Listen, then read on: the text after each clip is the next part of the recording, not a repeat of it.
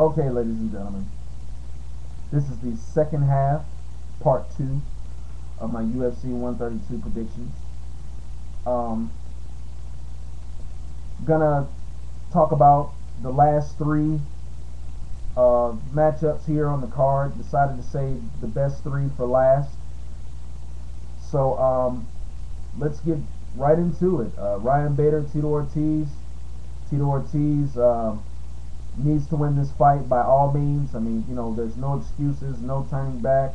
No what if, woulda, coulda, woulda. He needs to win this fight or he needs to go home. Simple. Do I think he can win? Yes. Will he win? That's the question that has yet to be answered. Because Ryan Bader, I know he's going to be prepared tremendously for this fight, and I know he's going to want to look to knock Tito Ortiz out. Because to him, this is basically, a fight, like he said, that he can basically have on his record, saying that, he knocked out a legend, and it seems that, like, that's what everybody wants to do, right? When they fight a legend, they want to knock him out, they want to finish him. So Ryan Bader's going to look to do that.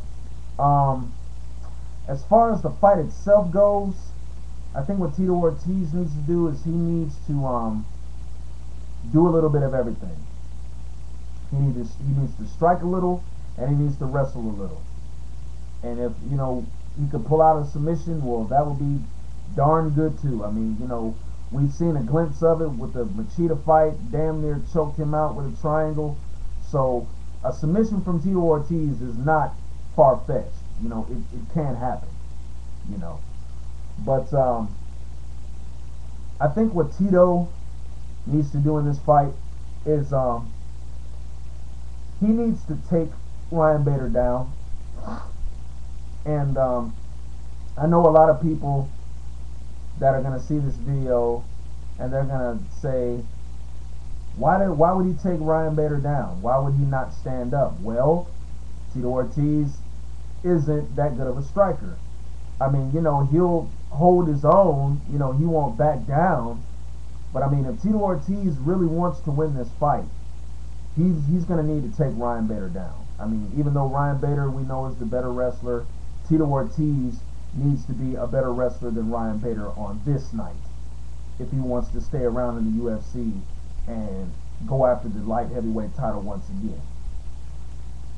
So, Tito Ortiz needs to try to out-muscle Ryan Bader, because Tito Ortiz is a strong guy himself. He needs to, get on top and use that ground and pound that he's known for. Or, like I said, if a submission is there, maybe like an arm triangle or, a Kimura from side control, he needs to look for that. I mean, basically Tito Ortiz needs to out-wrestle Ryan Bader is what I'm saying. Now, standing up, even though his striking did improve, looking at the Matt Hamill fight, it still looked kind of basic. So if he can come out and do something spectacular, maybe like throw a flying knee or, maybe a head kick or something of that nature, he maybe could knock Ryan Bader out, because we really haven't, seen anybody really try to knock Ryan Bader out. We mostly seen people try to take him down. So maybe Tito Ortiz can try to find out, if Ryan Bader has a glass chin or not. It would be nice, right? But yeah, ultimately Tito Ortiz is gonna look to want to take Ryan Bader down and just basically bust him up with ground and pound or submission, basically. And like I said before I even started talking about this fight, Ryan Bader is going to look to keep the fight standing, stuff whatever type of takedowns Tito is going to try to attempt, and knock Tito out, basically. You know, Ryan Bader doesn't use that, much footwork. He's mostly like a straightforward fighter. So, he's going to want to look to come and pressure Tito and use leg kicks. He does have good leg kicks, you know. I mean, his technique in those leg kicks may not be great, but they're effective, and that's what counts most of the time in MMA. So he's gonna use the leg kicks to set up the either the overhand right or the uppercut, or right hook or left hook, one of those hooks that he likes to use. But yeah, he's gonna look to knock Tito out here. Can he do it? I don't know, because just from looking at the guys that Ryan Bader has knocked out, which hasn't been that many, which is actually, he's only knocked one guy out, if I can recall, and that was Keith Jardine. But Keith Jardine, his chin was loosened before he fought Ryan Bader. So anybody could have knocked out Keith Jardine. But we really haven't seen Ryan Bader knock out anybody legitimate. When he faced Eric Schaefer in their fight, he caught him a couple of good times in that fight, but still was still unable, I should say, to knock him out. And the same thing with Lil Nog in their fight. Bader came close, but Lil Nog was able to maintain his composure and defend himself, and was eventually able to get back up. So if Ryan Bader can land that overhand right somehow and get it to connect like right on the square of the jaw of Tito Ortiz and knock him out, hey, more power to him.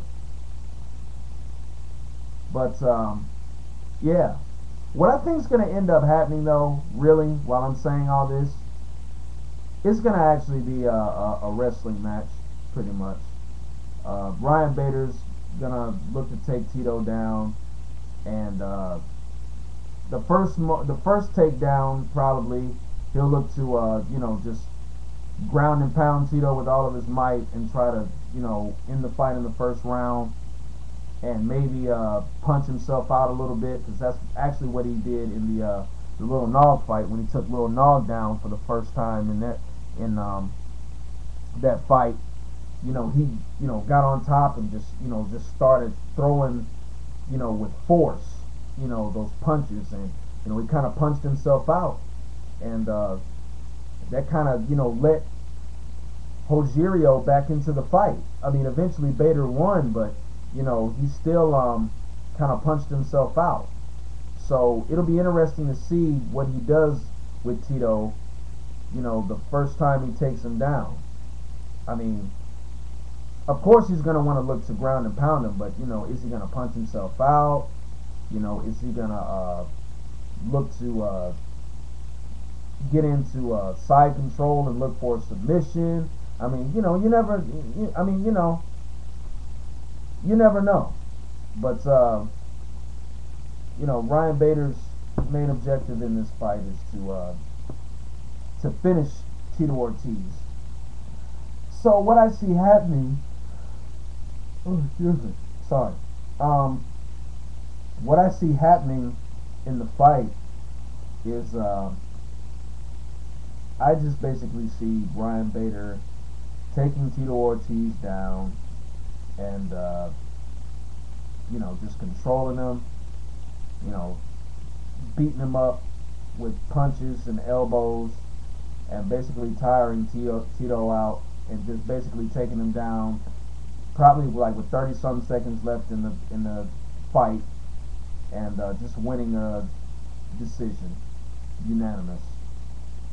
Ryan Bader, there you go. But I would like to see, Ryan Bader knock out Tito Ortiz. That'd be kind of fun You know, being that Tito's never been, you know, knocked out, or hasn't been knocked out rather, in a long time. So, but I'm gonna be rooting for Tito in this though. I would like to see Tito Ortiz win this fight, and I would actually love to see him win it impressively, maybe by TKO. You know, take Ryan Bader down and, you know, ground and pound him. You know, but like I said, he'll need to you know, not just look for the takedown, you know, period. You know, he'll need to set it up well, and, you know, I'm sure he'll probably find a way to do that. But anyway, going on to the next fight, Chris Lieben, Wanderlei Silva. Wow, this one is going to be a brawl for it all, pretty much, because these guys are going to throw all of their wits, all of their force, all of their power in their punches, and going to try to land until the other one goes down. Bottom line. Chris Lieben, I think what he needs to do in this fight, I know what his objective is and I know what he wants to do, but what he needs to do is he needs to capitalize off of the weakness of Wanderlei, which has been his takedown defense. As much as I would love to see a knockout, I would also love to see a display of skill and strategy in this fight as well, from either guy. You know, because I think neither guy have good takedown defense, so it'd be nice to see Wanderlei take Chris down and, you know, maybe get his back and, you know, rear naked choke him, or, you know, either get on top and, you know, ground and pound him, or, you know, just control him, you know, on the mat. But more than likely that's not going to happen. This fight is going to stay standing up. Wanderlei, I believe, can knock out Chris Lieben. You know, I think that he just has to be patient. You know, he just has to, you know, pick his shots. You know, he needs to use the leg kicks to set up, you know, whatever he's gonna use to put Lieben away. If this fight goes in the clinch, I think Wanderlei has a lopsided advantage with those deadly knees of his. Chris Lieben, I mean, basically, you know, he needs to lure Wanderlei into a brawl, which is, you know, not hard to do. And I think that's what it's going to be. I just think it's going to be an all-out slugfest. They're just going to be going for broke from the start. And, you know, seeing the way Brian Stann stopped Chris Lieben in their last fight, in Lieben's last fight, I kind of worry about Chris Lieben going in against such a dangerous guy like Wanderlei, you know, even though he's struggled, you know, recently. So, you know what, I'm going to go with Wanderlei on this. I could see him just standing in the center of the octagon, trading with Chris Lieben, and eventually landing maybe like a right hook to the chin and knocking Chris Lieben out. So I'm picking Wanderlei Silva. I'll say like second round KO. Wanderlei Silva.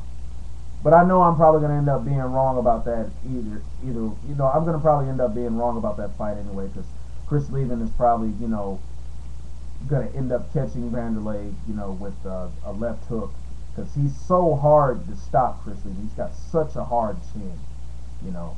And Wanderlei's chin, we all know how that's looked, you know, recently. So I probably might get that fight wrong, but I don't care. You know, it's worth it. Okay, main event, Dominic Cruz, Uriah Faber. This is a rematch from 2007. Dominic Cruz, of course, is now the UFC bantamweight champion. He's a lot better fighter than he was before. You know, he's learned a lot more technique and a lot more skill. He's very hard to hit. He's very quick.